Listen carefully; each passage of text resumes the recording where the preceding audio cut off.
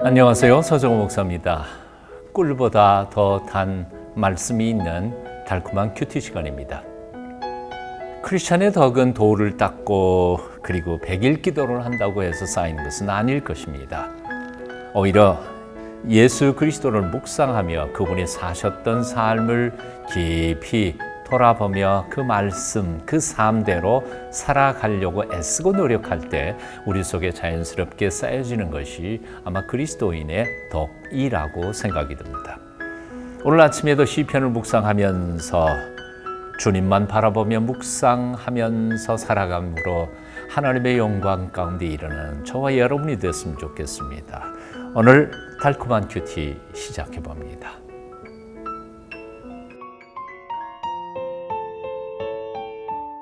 사람이 무엇이기에 시편 8편 4절.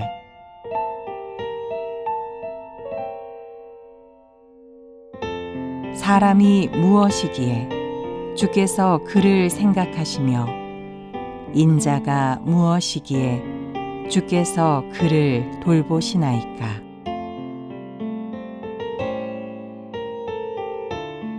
일절 제가 읽어보겠습니다. 여호와 우리 주여, 주의 이름이 온 땅에 어찌 그리 아름다운지요. 주의 영광이 하늘에 덮었나이다. 마지막 9절도 읽어봅니다. 여호와 우리 주여, 주의 이름이 온 땅에 어찌 그리 아름다운지요. 시인은 지금 무엇이 아름답다고 감탄하고 있습니까? 눈에 보이는 천지 만물, 피조 세계가 아니라 하나님의 이름이 아름답다고 감탄하고 있습니다. 아니, 어떻게 보이지도 않는, 볼 수도 없는 하나님, 그리고 그 하나님의 이름이 아름답다고 말할 수 있었을까요? 온 세상을 아름답게 창조하신 창조주 하나님이 그 지으신 창조 세계, 피조물의 세계 속에 당신의 영광을 온전히 드러내 놓으셨기 때문입니다. 그 하나님을 직접 배울 수는 없지만 하나님이 지으신 온 세상 우주 만물 그 위대한 작품들을 곰곰이 묵상하고 바라보다가 보면 그분의 전능하심과 위대하심과 아름다우심을 우리는 짐작할 수 있겠기 때문입니다. 이런 점에서 사도 바울은 로마서 1장 20절에서 이런 고백을 합니다. 창세로부터 그의 보이지 아니하는 것들 곧 그의 영원하신 능력과 신성이 그가 만드신 만물에 분명히 보여 알려졌나니 그러므로 그들이 핑계하지 못할지니라. 그러므로 그들이 핑계하지 못할지니라. 그렇습니다. 아름다운 세상, 하나님께 지으신 천지 만물을 가만히 살펴보다가 보면 이런 것을 지으신 창조주 하나님이 얼마나 아름다운 미적 감각과 능력을 가지신 위대하신 아름다우신 분이신지를 우리는 짐작할 수 있다는 거죠. 그래서 찬양합니다. 여호와여 우리 주여, 주의 이름이 온 땅에 어찌 그리 아름다운지요.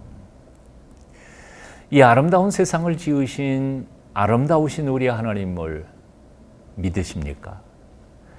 그 하나님의 전지전능하신 능력을 믿습니까? 그렇다면 가만히 있어서는 안 되죠. 입을 열어서 하나님을 찬송해야 합니다. 찬양하셔야 됩니다. 그 이름을 찬양하고 불러야 합니다.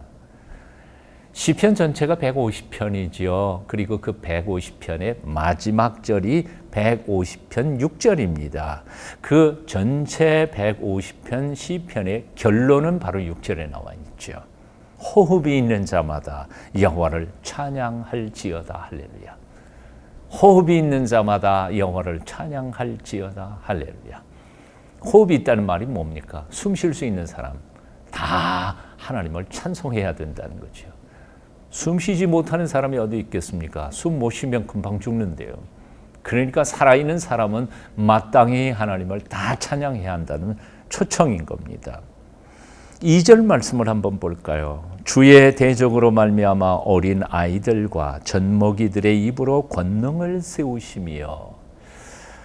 또 개역 개정판이 뜻이 분명치 못합니다. 새 번역으로 조금 읽어드립니다. 어린이와 젖먹이들까지도 그 입술로 주의 위엄을 찬양합니다. 다시요, 어린이와 젖먹이들까지도 그 입술로 주님의 위엄을 찬양합니다. 그렇습니다. 하나님은 찬양을 받으시기에 합당하신 분이십니다. 그래서 어린이와 젖먹이들조차도 입 벌려 하나님을 찬송한다는 겁니다. 그러니 그 위대하심과 그 아름다우심과 그의 성품 긍휼, 그의 인자하심을 아는 성인들이야말로, 그리고 성숙한 그리스도인들이야말로 잠잠해서는 안 된다는 거죠. 그분의 이름을 찬송해야 한다는 겁니다. 찬양하십시다. 그분이 지으신 아름다운 세계를 바라보며 이 놀라운 작품을 지으신 놀라우신 하나님을 찬양하십시다. 그 놀라우신 이름을 높이십시다.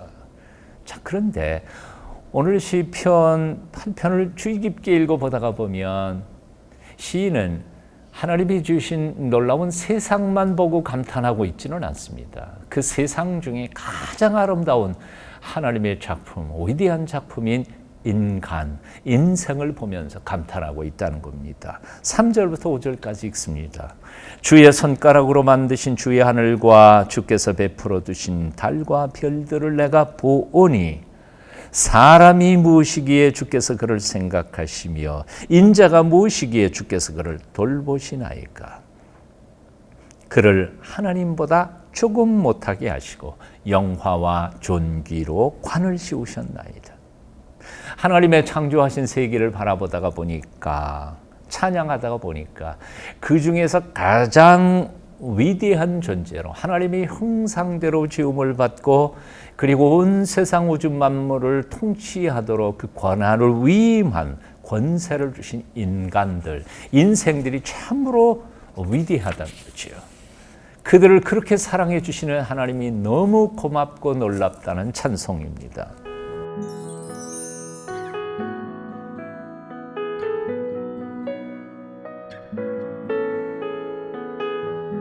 사람은 만물의 영장이라는 말이 있습니다. 인간이 만물의 영장이라면 어떤 면에서 만물의 영장이라고 생각하십니까? 만물의 영장 혹은 인간이 그렇게 존귀한 존재라는 가치 판단의 기준이 무엇인가? 그 말입니다.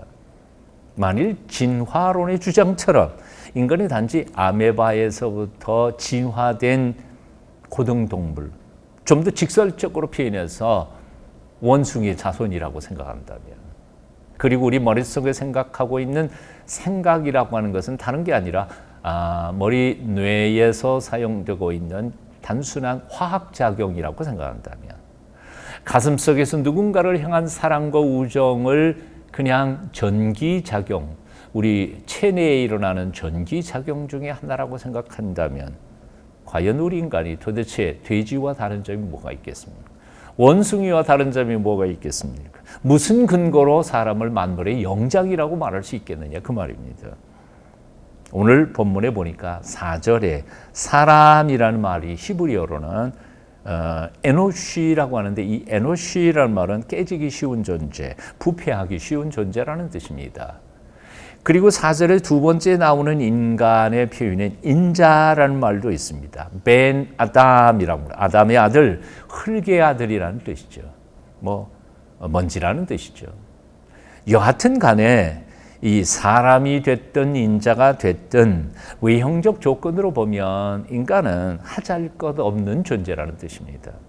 그런데도 하나님께서 어떻게 하나님의 모습 형상대로 위대하게 지어놓으시고 그를 통하여 영광을 받으시는지, 어떻게 하나님께서 그토록 존귀하게 생각해 주시는지 놀랍다고 하는 것이 바로 이 시인의 찬송의 제목인 겁니다.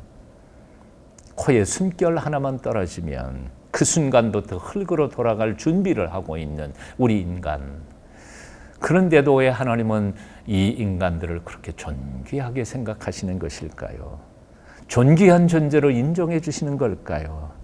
온 세상의 그 아름다운 온 세상 만물을 통치하는 왕으로, 통치자로 권세를 주신 것일까요? 감격하지 않을 수 없다는 것입니다. 혹시 자존감이라는 말과 자존심이라는 말의 차이점을 아십니까? 자존심, 이것은 백해무익한 것이지만 자존감이라는 것은 나에게도 소중하지만 우리 인간관계에 있어서 가장 소중한 귀한 감정의 자산입니다. 묻습니다. 당신은 자존감이 있으십니까? 자존심이 있는 사람입니까? 자존심 아무것도 아닙니다. 스스로 존귀히 여기는 자존감을 가지며 내가 소유가 많든 적든 많이 배웠든 못 배웠든 간에 잘생겼든 못생겼든 간에 하나님이 나를 하나님의 형상대로 꼭 지어서 온 세상을 복되게 만드시는 일꾼으로 세우셨다는 감격과 기쁨으로 살아가실 수 있게 되기를 바랍니다.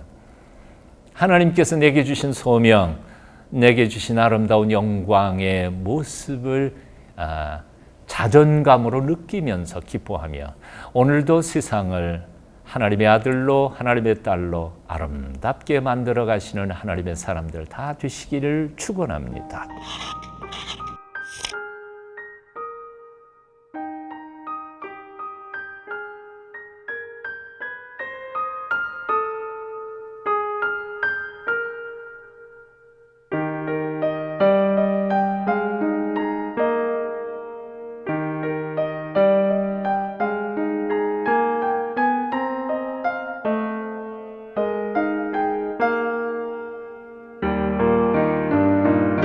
오늘도 외쳐볼까요? 여호와 우리 주여, 주의 이름이 온 땅에 어찌 그리 아름다운지요.